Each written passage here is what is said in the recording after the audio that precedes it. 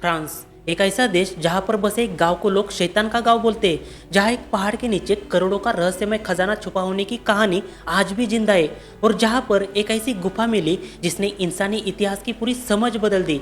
लेकिन सवाल है, आखिर ये देश बना कैसे, इसकी कहानी कहां से शुरू हुई। देश की सबसे बड़ी डार्क रियलिटी जो आपको कोई नहीं बताएगा।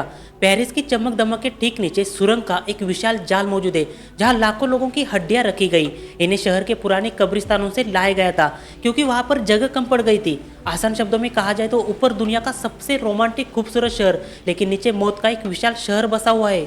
एक समय ऐसा था जब देश दुनिया के लगभग 1 करोड़ स्क्वायर किलोमीटर एरिया पर शासन करता था। उसका साम्राज्य अफ्रीका, एशिया, अमेरिका और प्रशांत महासागर तक फैला हुआ था। अमेरिका में उसने जिस एरिया पर कब्जा किया था उसे न्यू फ्रांस नाम से जाना गया था। आज भले ही फ्रांस एक यूरोपियन देश है, लेकिन कभी उसके साम्राज्य पर सचमुच सूरज नहीं डूबता था। तो आज के वीडियो में हम इसी देश की कुछ ऐसी बातें बताएंगे जो शायद ही आपने सुनी होगी। देश को लोकतंत्र, आज़ादी और मानव अधिकारों का प्रतीक माना जाता है, लेकिन इसकी कहानी सिर्फ आईफिल टावर और पेरिस की खूबसूरती तक सीमित नहीं है। इस देश के इतिहास में साम्राज्य, खूनी क्रांति, औपनिवेशिक शासन और कुछ ऐसे फैसले दर्ज भी है जिसका असर आज तक दुनिया महसूस करती है। इतिहास की बात करें तो फ्रांस एक दिन में नहीं बना। इसकी शुरुआत तो हजारों साल पहले से हो चुकी थी। सबसे पहले यहाँ पर कौन आया था, इस सवाल का जवाब ढूंढने के लिए हमें जाना पड़ेगा प्री हिस्टोरिक समय, मतलब प्रागैतिहासिक काल में। इसका सबसे बड़ा सबूत देश में मौजूद लॉसक्स नाम की गुफा लगभग 17,000 साल पुरानी है। समय के साथ यहाँ पर सेल्टिक जनजाति बसने लगी जिन्हें गौल्स कहा जाता था। लगभग 800 से 600 ईसा पूर्व तक गौल्स पूरे फ्रांस में फैल चुके थे। वे अलग अलग कबीलों में रहते थे, खेती करते थे, व्यापार करते थे और युद्ध में बेहद कुशल माने जाते थे। उस समय फ्रांस की जमीन पर बहुत सारी जनजातियां रहने लगी, लेकिन इन सब में गौल्स सबसे ज्यादा पाए जाते थे। 58 ईसा पूर्व का समय रोमन सेनापति जूलियस सीजर ने गौल्स पर हमला किया। कई वर्षों के युद्ध के बाद रोमनों ने गौल्स पर कब्जा किया। लगभग 500 सालों तक यह इलाका रोमन साम्राज्य का हिस्सा रहा, जिसके कारण उसे रोमन गौल्स कहा गया। लेकिन असली कहानी तब शुरू हुई जब 5वीं शताब्दी में रोमन साम्राज्य कमजोर होने लगा। तब देश के उत्तर पूर्वी इलाके से एक जर्मन जनजाति आई जिसका नाम था फ्रैंक्स। उनके राजा पहले क्लोविस ने लगभग 481 और 511 ईस्वी के बीच अधिकांश एरिया को अपने अधीन कर लिया और इस इलाके का नाम पड़ा लैंड ऑफ द फ्रैंक्स। आसान शब्दों में कहा जाए तो आज जिस देश को हम फ्रांस नाम से जानते हैं वह कभी फ्रांस था ही नहीं। हजारों साल पहले से यहाँ पर गौल्स नाम की जनजाति रहती थी। फिर आ गए रोमन्स, जिन्होंने पूरी जमीन को अपने साम्राज्य में मिला लिया। लेकिन रोमन साम्राज्य के पतन के बाद उत्तर से एक नई ताकत उभरी जिसे फ्रैंक्स नाम से जाना गया। फ्रैंक्स के नाम पर देश को फ्रांस नाम पड़ा। यानी फ्रांस की असली कहानी आईफिल टावर से नहीं बल्कि गौल्स, रोमन और फ्रैंक्स के टकराव से शुरू होती है। रहस्यमय कहानियां सिर्फ हमारे देश में नहीं बल्कि दुनिया के हर देश में मौजूद है। वीडियो के शुरू में मैंने आपको एक बात कही थी, फ्रांस में एक ऐसा गांव है जिसे शैतान का गांव कहा जाता है। असली वजह क्या है, ध्यान से सुनो। फ्रांस के पहाड़ों के बीच बसा एक छोटा सा गांव जहां एक गरीब पादरी अचानक करोड़पति बन गया। उसने एक शानदार टावर बनवाया, चर्च को रहस्यमय तरीके से सजाया, लेकिन ये कभी नहीं बताया कि पैसा आया कहां से। कुछ लोगों ने कहा उसे छिपा हुआ खजाना मिला, कुछ ने दावा किया वह पवित्र ग्रेल का रहस्य जान गया और कुछ लोगों ने तो इस गांव को ही शैतान का गांव बोल दिया। लेकिन क्या इस सच में ऐसा हुआ था? जिस गांव को अक्सर शैतान का गांव कहा जाता है उसका नाम है रेने-ले-शातो। यह दक्षिण फ्रांस के पहाड़ी इलाकों में बसा है। 19वीं सदी के अंत में इस गांव के एक गरीब पादरी बेरेंगर सर्नियर को चर्च की मरम्मत करने का काम मिला था, लेकिन कुछ ही सालों में वो पादरी बहुत अमीर बन गया। उसने एक शानदार हवेली बनवाई, एक टावर बनवाया जिसे मगदला टावर कहा जाता है। लोगों का कहना था इतने कम समय में एक साधारण पादरी के पास इतना पैसा आया कहां से, और यहीं से शुरू हुई रहस्यमय कहानी। लोगों ने दावा किया कि चर्च की मरम्मत करते दौरान पादरी को कुछ पुराने दस्तावेज मिले थे। फिर तरह तरह की अफवाह फैलने लगी, जैसे कि क्या उसे किसी राजा का छुपा हुआ खजाना मिला, क्या उसे कुछ ऐसे दस्तावेज मिले जिसे पढ़कर उसे पैसा या खजाने का रास्ता मिला, क्या उसे नाइट टेम्पलर का गुप्त खजाना मिला, क्या उसे होली ग्रेल पवित्र पात्र से जुड़ा कोई रहस्य मिला। इतिहासकारों को इन अफवाहों का कोई ठोस सबूत नहीं मिला, इसलिए लोगों ने इस गांव को ही शैतान का गांव नाम दिया।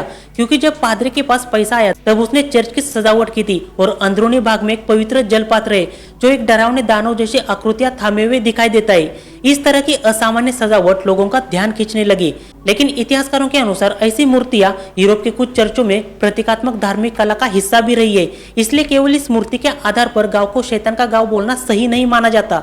असली इतिहास क्या कहता है? अधिकांश इतिहासकार मानते हैं कि सीनियर नाम के पादरी ने अमीर बनने के पीछे सबसे संभावित कारण चर्च से जुड़े वित्तीय अनियमित लेन देन और दान से संबंधित विवाद थे।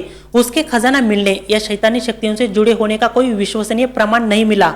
20वीं सदी में कई किताबें और टीवी कार्यक्रमों ने इस कहानी को रहस्यमय तरीके से बता दिया, जिसके कारण यह दुनिया के सबसे चर्चित रहस्य में शामिल हो गई। देश की राजधानी पेरिस दिखने में जितना सुंदर दिखता है, उतना ही उसका इतिहास काफी डरावना है।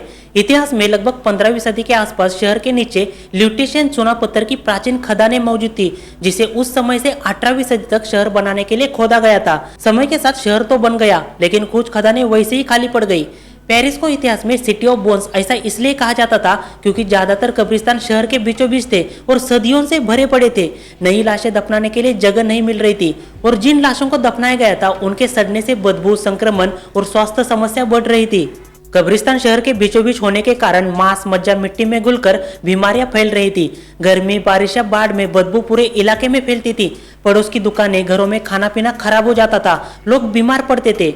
साल 1780 में एक भयानक घटना हुई। कब्रिस्तान की दीवार फट गई और सड़ी हुई लाशें, हड्डियां पड़ोस के एक घर के तहखाने में घुस गई। मतलब सोचिए नजारा कितना भयानक होगा।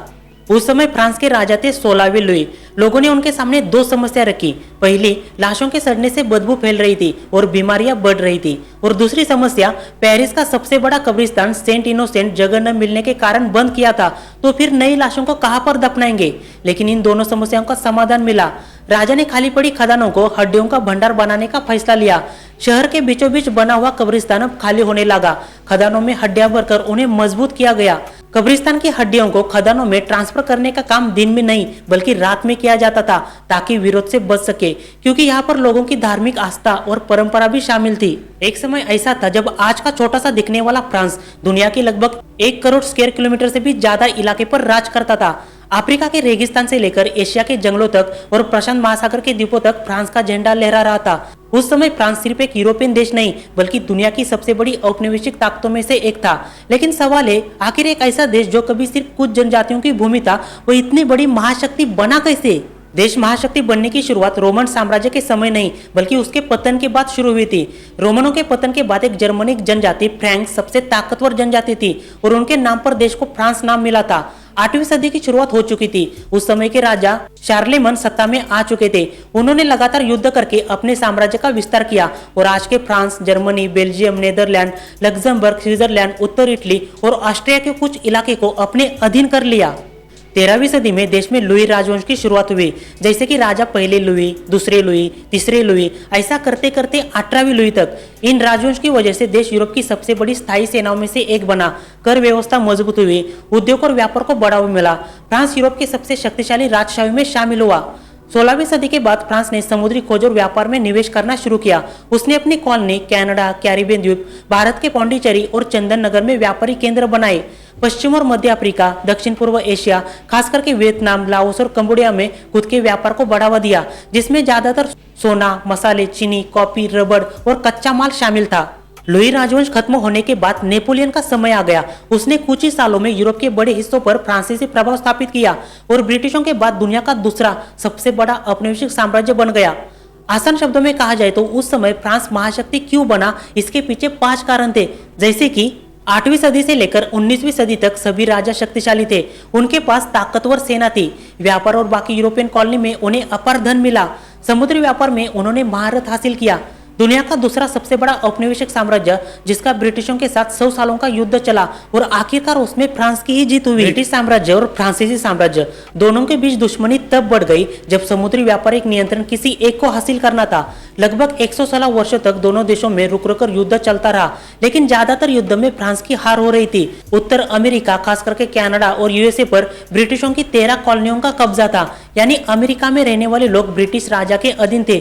उन्हें ब्रिटेन के कानून के हिसाब से चलना पड़ता था। लेकिन 1775 में अमेरिका स्वतंत्रता संग्राम शुरू हुआ और ठीक उसी समय फ्रांस बीच में आ गया, क्योंकि दुश्मन को हराने का सबसे बड़ा मौका मिला था। उसका कहना था, अगर हम अमेरिका को मदद करेंगे तो ब्रिटेन हार जाएगा, उसकी ताकत कम हो जाएगी। और यही कारण था कि फ्रांस ने अमेरिकी विद्रोहियों का साथ दिया, उन्हें हथियार दिए, पैसे दिए, सैनिक भेजे और अपनी नौसेना भी भेजी।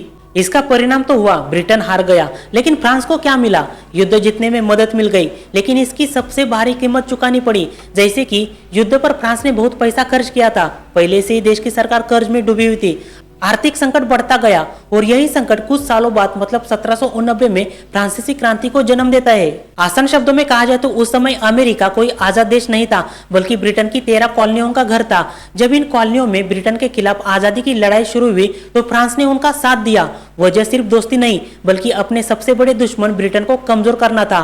फ्रांस ने सैनिक, हथियार और नौसेना भेजी। अमेरिका तो आजाद हो गया, लेकिन युद्ध में इतना पैसा खर्च हुआ कि कुछ ही सालों बाद फ्रांस आर्थिक संकट में डूब गया और यही संकट आगे जाकर फ्रांसीसी क्रांति को जन्म देता है। दोस्तों, फ्रांस पर बना हुआ छोटा सा वीडियो आपको कैसा लगा कमेंट करके जरूर बताना।